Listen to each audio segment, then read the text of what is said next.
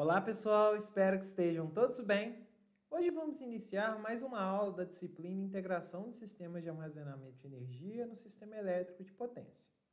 Nosso objetivo hoje é discutir as funções dos sistemas de armazenamento no sistema elétrico. Essa aula vai ser dividida em duas partes e esta é a parte 1. Dentre os tópicos que iremos discutir, nós temos por que utilizar os sistemas de armazenamento no CEP, quais as razões e quais as oportunidades que esse tipo de sistema gera para a gente. E depois vamos discutir quais as possibilidades de serviços auxiliares que esses sistemas de armazenamento de energia eles permitem realizar. Sem mais delongas, vamos nessa. Bem, pessoal, até o momento, se a gente compreender aqui e relembrar tudo que discutimos na nossa disciplina até agora, no nosso curso, a gente vai perceber que até o momento a gente teve uma visão interna do sistema de armazenamento. Então a gente discutiu um pouco sobre a característica das baterias, sobre tecnologias de baterias, como essas baterias se degradam, tá? Como conectar essas baterias na rede elétrica por meio do estágio de conversão de potência, e como monitorar essas baterias, quais variáveis, como estimar os estados das baterias, como fazer o manejo térmico dessas baterias. Então essas foram questões que nós discutimos ao longo aqui, da nossa disciplina. Bem, agora nós queremos pensar no sistema de armazenamento de energia por baterias no sistema elétrico.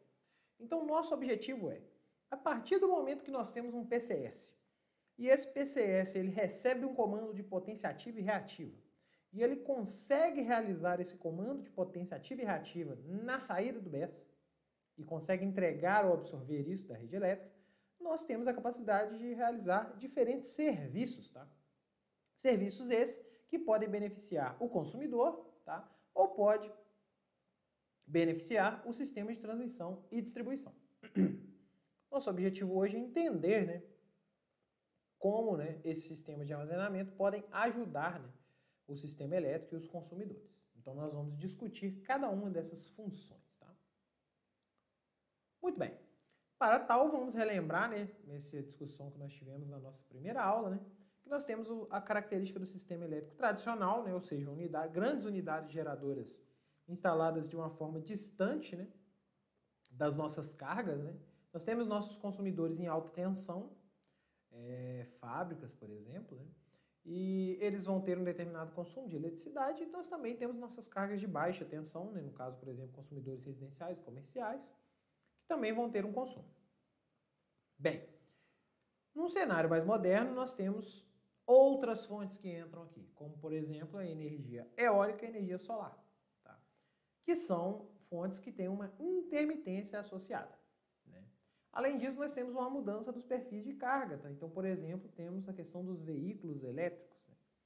E neste novo cenário, que a gente tem geração distribuída, geração próxima do consumidor, intermitência de novas fontes e um aumento muito grande de cargas na distribuição, faz com que os sistemas de armazenamento eles começam a ter um papel importante, tá? Seja para tornar essas fontes intermitentes, tornar elas fontes despacháveis, ou resolver problemas que estão acontecendo aqui tanto para o consumidor quanto para a própria rede elétrica. Bem, todo esse processo de modernização que a gente está discutindo não é coisa só da Europa ou da América do Norte, dos países desenvolvidos. A gente nota que isso também está acontecendo em diversos outros países do mundo, inclusive no Brasil. Então aqui a gente pode ver um conjunto de dados bastante interessante, tá? Que todo ano é atualizado pela Empresa de Pesquisas Energéticas, a EPE. Esse seria o Balanço Energético Nacional. Ele seria um conjunto de estudos que são realizados todo ano pela EPE, que divulga dados relacionados à geração, consumo, perfil de consumo, perfil de geração do nosso país. Então esse relatório completo ele pode ser, você pode fazer download dele no site da EPE, só dá um Google nisso aí, você vai achar facilmente. E é um relatório bastante extenso, com mais de 200 páginas, tá? Com diversos dados. Vou apresentar apenas alguns desses dados, uma parcela muito simples, muito pequena desses dados. Aqui a gente tem, por exemplo, a oferta total de energia que nós tivemos, tá? Tanto em 2018 quanto em 2019. A gente percebe que o nosso país tem uma matriz hidráulica muito grande, mas nós observamos um aumento muito considerável, principalmente, nas fontes de energia eólica e solar, tá? Então a energia solar praticamente dobrou, né? E a energia eólica teve um aumento ali de mais ou menos 1%, né, dessa fatia. Bem, esse aumento aí está associado às características positivas dessas fontes, né? Na verdade, a energia solar e a energia eólica estão ficando cada vez mais baratas, né? E estão ficando mais competitivas do que, por exemplo, pequenas centrais hidrelétricas, né? E por esse motivo tem entrado com muita força no nosso sistema elétrico, tá? Claro que a gente tem uma parcela bastante tímida ainda, né, do nosso sistema elétrico representado por essas fontes. Temos países aí no mundo aí que tem mais de 30% de integração dessas fontes, né, na matriz total. Como conclusão, o Brasil tem muito a crescer ainda, mas nós já temos integração dessas fontes no nosso sistema elétrico. Bem, aqui também seria um balanço interessante aqui, que permite a gente entender, né, a quantidade de energia gerada e a quantidade de energia consumida, né? Isso aqui também divide, né, em diferentes setores que nós temos, né? Então, setor comercial, setor residencial, setor industrial, né? Agropecuário, transportes, né? Então, o que a gente espera nos próximos anos? Por exemplo, o setor de transportes com certeza vai aumentar o consumo de eletricidade à medida que os veículos elétricos começarem a entrar cada vez mais no nosso mercado. Já existem diversas iniciativas para tal, né, desenvolver essa indústria no Brasil, né, e a gente acredita que até 2030 a gente já vai ter uma grande frota de veículos elétricos no nosso país. Além disso, é importante notar que nós temos as perdas do nosso sistema, tá? Em torno de 16% aqui, desse dado aqui, representa perdas. Então, é uma energia que é perdida, ela é gerada, mas não é entregue para nenhuma carga. Então, isso é perda em transformador, perda em linha de transmissão, rede de distribuição e tudo mais. Então, um dado bastante interessante aí. Bem, em relação à capacidade instalada, não tem como discutir, né? Hidrelétricas e termoelétricas, elas representam a maior parcela, né, da potência e energia gerada no nosso país. E agora vem seguido pela energia eólica e pela energia solar fotovoltaica. Olhando apenas para a geração distribuída, ou seja, todos os sistemas de geração distribuída que foram instalados no Brasil, ou seja, pequenas unidades geradoras, né, instaladas na distribuição, a gente pode observar aqui que mais de 74% é representado pela energia solar, né? Então é um mercado que cresceu bastante, inclusive na pandemia, né? Esse mercado de energia solar fotovoltaica, principalmente em instalações comerciais e residenciais, tá? Então teve um aumento muito expressivo aí no ano de 2019 e 2020 também o mercado cresceu. Bem, aqui a gente tem a capacidade instalada agora por estado, né? Então a gente nota que Minas Gerais, né, é um estado que está na frente aí em relação a essa integração, né? Então a CEMIG foi uma das primeiras aí concessionárias de eletricidade a já definir, né, e possibilitar, né, a instalação desse tipo de sistema. Então Minas Gerais saiu na frente, né? Alguns outros estados ainda estão em desenvolvimento, por exemplo, na última semana, no Espírito Santo, saiu uma nota que eles vão ter uma isenção agora de ICMS, que não existia antes, né? E por esse motivo acaba desincentivando um pouco, né, a instalação de sistemas. Bem, aqui a gente também tem um desenvolvimento do número de empresas no setor, tá? Então, em janeiro de 2020, nós já tínhamos 12.500 empresas no nosso país que desenvolvem atividades associadas à energia solar fotovoltaica. Então, um grande mercado aí. Bem, e como que esse tal desse sistema elétrico de potência ele funciona, pessoal?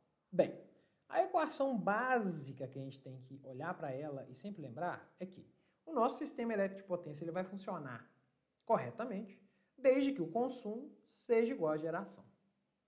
Então, enquanto existir esse balanço de consumo e geração, o nosso sistema elétrico ele permanece estável, tá? A grande questão é que é um desafio manter esse consumo igual à geração, principalmente se a gente tiver fontes intermitentes. Imagina que a gente tem uma carga fixa e passa uma nuvem em cima de uma usina solar fotovoltaica. Você vai perder sua geração, talvez ela vai cair 80%, 90%. E aí o seu restante, o seu operador nacional do sistema, tem que se virar para poder garantir que outras unidades geradoras vão aumentar sua potência gerada para suprir essa intermitência. Então, é uma questão complexa de lidar, né? Bem, vamos entender agora como é que é essa dinâmica aí desse balanço potência de carga igual potência de geração, para a gente entender como é que esse negócio funciona na prática, né? Bem, maioria das fontes do nosso sistema elétrico são máquinas síncronas, tá? Então, geradores hidrelétricos são geradores síncronos, termoelétricas, termonucleares, todos esses sistemas aí são baseados em geradores síncronos conectados diretamente à rede. Tá? Bem, como é uma máquina síncrona, velocidade mecânica é igual a velocidade do campo girante. Então, velocidade síncrona é igual a velocidade do campo girante, que está associada à frequência elétrica. Conclusão, velocidade é proporcional à frequência. Muito bem, nós temos uma energia cinética armazenada nesse gerador, que é calculada por meio dessa expressão que nós conhecemos muito bem da mecânica. Né? Então, J ômega ao quadrado por 2 é igual à energia cinética armazenada nessa massa girante, que está na velocidade síncrona. Né? Ok. A gente costuma definir uma constante, tá? Que é a constante de inércia do nosso sistema de geração, que é basicamente a razão entre a energia cinética do nosso sistema e a potência nominal do sistema. Se você perceber, essa unidade aqui é joule, dividido por volt-ampere, ou kilovolt-ampere, megavolt-ampere. Isso vai dar a unidade de segundos. Então, essa constante de inércia, né, ela é como se fosse a inércia do nosso sistema em PU. O conceito é bem parecido com aquele conceito que discutimos sobre o capacitor, né? Basicamente, né, se a gente pegar essa massa girante e drenar uma potência constante dela, esse valor H é exatamente o tempo que a gente precisa para drenar toda essa energia, ou seja, a velocidade da máquina iria a zero. Então, esse H tem um significado físico, né? Ele tem unidade de tempo, né? E define para a gente aí essa constante de inércia do nosso sistema de geração. Bem, e qual que é a equação dinâmica que descreve, né, o funcionamento do nosso gerador? Bem, a equação dinâmica ela é que a derivada da energia cinética é igual à potência gerada menos potência da carga. Qual que é a ideia aqui? Se eu estou gerando mais potência do que estou consumindo, essa energia que está sobrando vai acelerar a nossa massa e, consequentemente, nós teremos um aumento da energia cinética e um aumento da frequência. Por outro lado, se a nossa potência gerada é menor que a potência consumida, nós teremos que essa carga vai consumir parte da energia cinética armazenada naquela massa girante. E, consequentemente, nós temos uma redução de velocidade e uma redução na frequência. Tá? Muito bem. Continuando agora, se a gente aplicar o que a gente acabou de discutir aqui, né? A energia cinética é meio de J ômega ao quadrado, então se eu calcular essa derivada, ela vai ser J d ômega dt vezes a própria velocidade mecânica. É igual a potência gerada menos potência da carga. Agora eu vou manipular esta equação de forma que apareça aqui a constante de inércia, né, do nosso gerador. Para tal, eu vou pegar a nossa expressão original aqui, vou multiplicar por 1. 2 sobre ômega m sobre 2. Então perceba que isso aqui é igual a 1. Vezes o J d ômega dt vezes ômega m. E, além disso, eu vou dividir os dois membros da equação pela potência aparente, nominal do nosso sistema. Ok? Agora, se a gente pegar esse termo aqui, meio, esse 1 sobre 2 aqui, de ômega ao quadrado, J, sobre Sn. Isso é exatamente a constante de inércia. Então, nós ficaremos com 2, tá, vezes essa constante de inércia H, dividido por ômega m, vezes d ômega m dt, é igual a potência gerada menos potência da carga dividido por Sn. A única coisa que eu modifiquei aqui, tá, é que a derivada da velocidade mecânica dividido pela velocidade é a mesma coisa de fazer a derivada da frequência dividido pela frequência. Isso porque a velocidade mecânica é proporcional à frequência. Tá? Então, a gente consegue amarrar essas duas variáveis, né? A derivada é a mesma. Se tivesse, por exemplo, um 2π dividido por número de polos ali, esses termos iriam cortar. Então, eu consigo escrever a dinâmica de frequência do nosso sistema a partir do balanço de potência gerada e potência consumida. Olha que interessante. Ou seja, a derivada de frequência, ou a perturbação de frequência, ou a perturbação que teremos na frequência do nosso sistema, é função da perturbação de potência que nós temos, que é a diferença entre potência gerada e potência de carga. Em regime permanente, a derivada da frequência seria nula, nós teríamos potência gerada igual a da carga. Se eu variar a carga, eu vou ter um distúrbio de frequência no nosso sistema elétrico. Essa equação é conhecida como equação de balanço, tá? Swing equation, né? E ela está associada, né, porque ela descreve a dinâmica com a qual, né, o ângulo de carga da máquina síncrona ele desenvolve, ele balança, né, quando a gente tem um degrau de carga no eixo, nos terminais da nossa máquina, no caso é uma carga elétrica, né? Poderia também ser uma resposta a um degrau de carga no eixo, né? Por exemplo, a gente aumenta a potência gerada pela turbina hidráulica, abre a comporta da hidrelétrica, por exemplo. Interessante, né? Muito bem. Essa equação, se a gente considerar, né, que essa variação de frequência aqui, né, ou se eu estiver interessado nisso aqui no instante inicial da perturbação, a gente poderia substituir essa frequência aqui, que na verdade é uma função, né, pela frequência nominal do sistema. E se a gente considerar N unidades geradoras, a gente teria uma inércia equivalente, uma constante de inércia equivalente, e uma geração equivalente. Na verdade, né, a constante de inércia equivalente seria a soma das inércias de todos os geradores do sistema, e a potência do sistema seria a soma de todas as capacidades de potência do nosso sistema elétrico. Então esse S sistema, né, ele é nada mais nada menos que a capacidade de potência nominal do nosso sistema elétrico. E esse H sistema é a inércia total do nosso sistema elétrico. Bem, o que a gente observa, né? 2 vezes a inércia dividido pela frequência nominal, vezes a derivada da frequência, é a variação de potência em PU. Conclusão, quanto maior for a inércia do sistema, perceba que essa inércia ela vem para o denominador, se a gente quiser ver a derivada da frequência no tempo. Quanto maior essa inércia, menor a variação de frequência do sistema elétrico. Então, se você tem um sistema que tem uma grande quantidade de geradores com elevada inércia, na hora que a gente dá um degrau de carga, a gente vai observar a frequência variando muito pouco. Ele é um sistema muito pouco sensível a variações de carga. Agora, se você tiver um sistema de baixa inércia, a gente vai ter um problema, porque na hora que a gente tiver distúrbios na nossa rede, esses distúrbios vão afetar muito mais a frequência, e a frequência afeta a estabilidade, tá?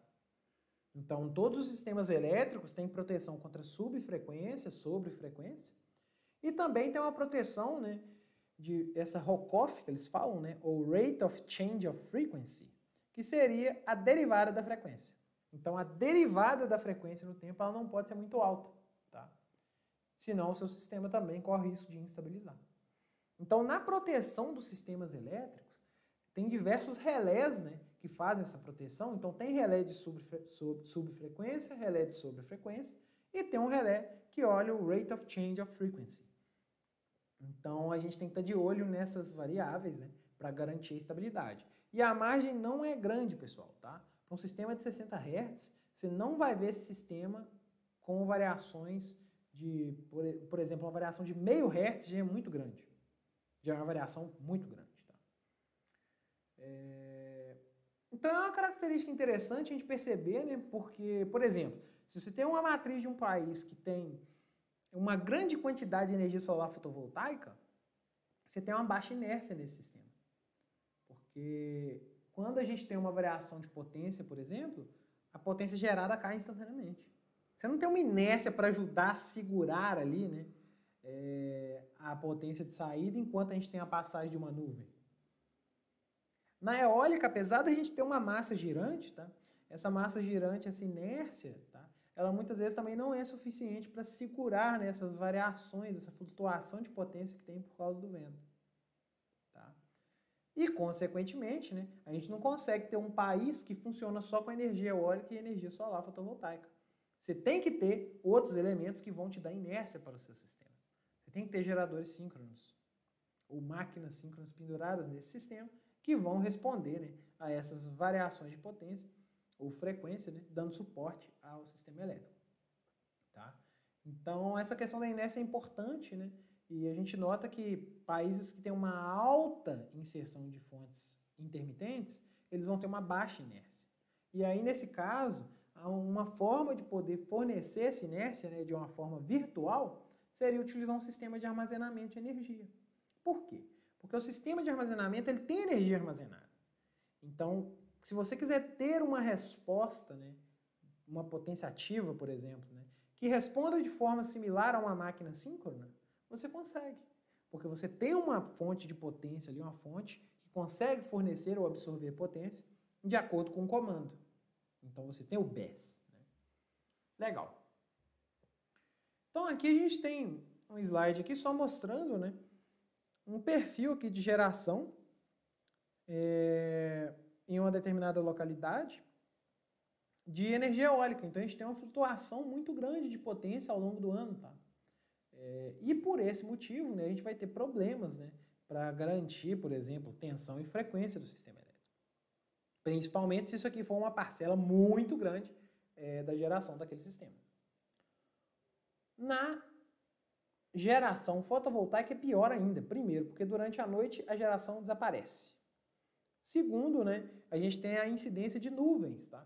E nesse caso a gente não tem a inércia da própria turbina, né? Vamos dizer que a inércia de uma planta fotovoltaica, a rigor, ela é inexistente. Tá? É uma inércia muito pequena. Você pode emular essa inércia, mas isso vai ter um custo. Como que a gente emularia essa inércia? Por exemplo, a gente trabalharia sempre abaixo da capacidade de potência da usina. Então a gente trabalharia abaixo e a gente teria uma margem, né, para poder aumentar, por exemplo, a injeção de potência no momento que a gente desejasse.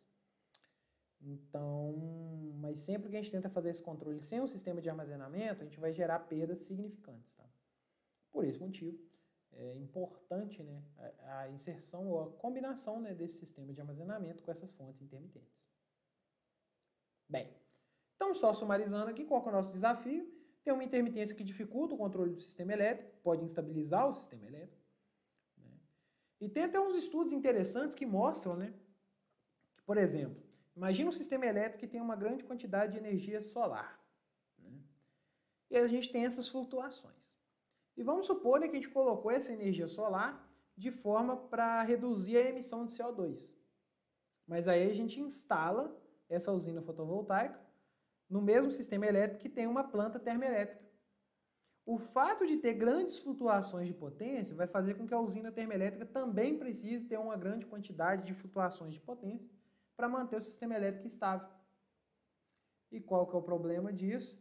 Quando uma usina termoelétrica opera com essa grande quantidade de flutuação, ela polui mais. Então, apesar de você estar instalando energia fotovoltaica para reduzir a emissão de CO2, por exemplo, você acaba aumentando o CO2 porque as usinas termoelétricas que estão ligadas nesse sistema acabam sofrendo.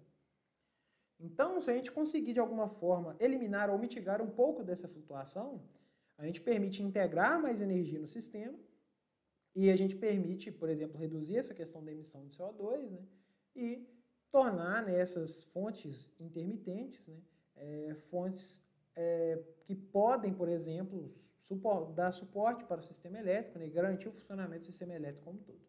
Bem, para tal a gente tem que entrar com um outro membro na nossa equação, que é o armazenamento. Então o armazenamento de energia ele vai gerar para a gente aqui um grau de liberdade adicional para poder fechar essa conta. Então, por exemplo, o consumo e a geração não precisam ser exatamente iguais ou tão próximos quanto possível a todo instante. A gente pode utilizar o armazenamento e, por exemplo, manter a nossa geração mais estável. Então, é uma possibilidade interessante que o sistema de armazenamento traz. Mas, claro que não é só isso, né? Isso aí vai trazer diversas vantagens, tá? Não só para o sistema elétrico, mas também para o consumidor, tá?